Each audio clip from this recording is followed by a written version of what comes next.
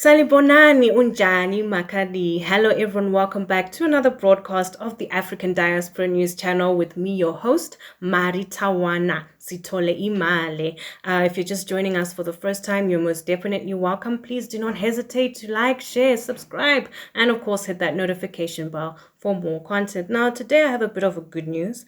London's National History Museum and Cambridge University have said that they are actually ready to cooperate with the Zimbabwean government to return human remains that were taken in the colonial era. Now, the fresh statements come after a delegation from Zimbabwe held talks with officials from both institutions, and the Zimbabweans are looking for the skulls of late 19th century anti-colonial heroes, which they believe could be in the UK. But apparently these have not yet been found. The authorities in Zimbabwe have long suspected that the remains of some of the leaders of an uprising against British rule in the 1890s, known as the First Chimurenga, were taken to the UK as trophies. Now, the most significant among them was a war heroine named Mbuyanianda.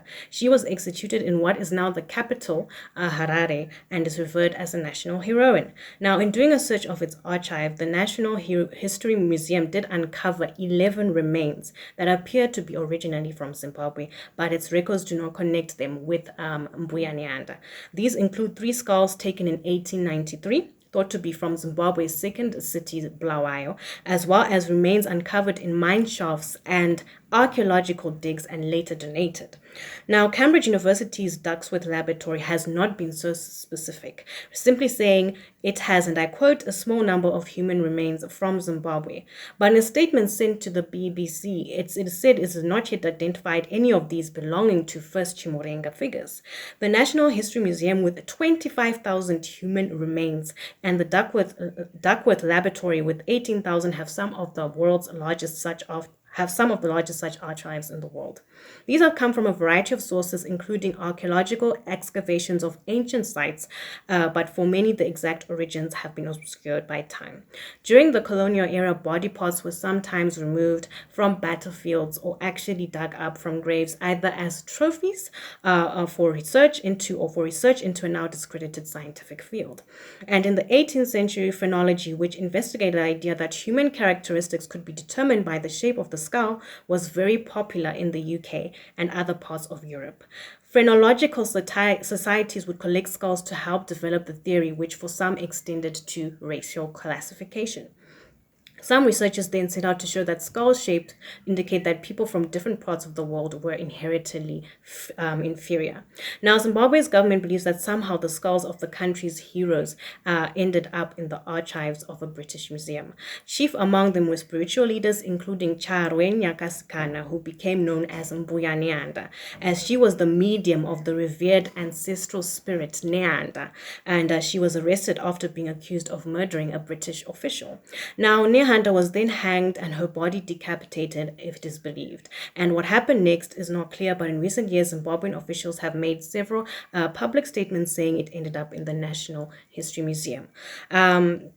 With the death cry of "my bones," and I quote, "my bones will surely rise," Nihanda became an increasingly potent symbol for those fighting against white minority rule in what was then known as Rhodesia from the late 1960s.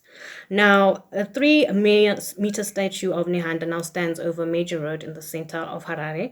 As its unveiling in 2021, President Emmerson Mnangagwa pledged to continue to call for the return of her skull and others from the National History Museum. Despite not finding what the Zimbabwean delegation was looking for, both the Natural History Museum and Cambridge University say they are committed to working with the Zimbabwean government to repatriate what was found. As part of its policy of repatriation earlier this year, the National History Museum returned ancestral Moriori and Maori remains. And in a press statement following a recent cabinet meeting, a Zimbabwean government said that the delegation that went to the UK was satisfied that there are indeed human remains of Zimbabwe origin in the UK. Now, government will spare no effort to ensure the repatriation of our ancestors, it added.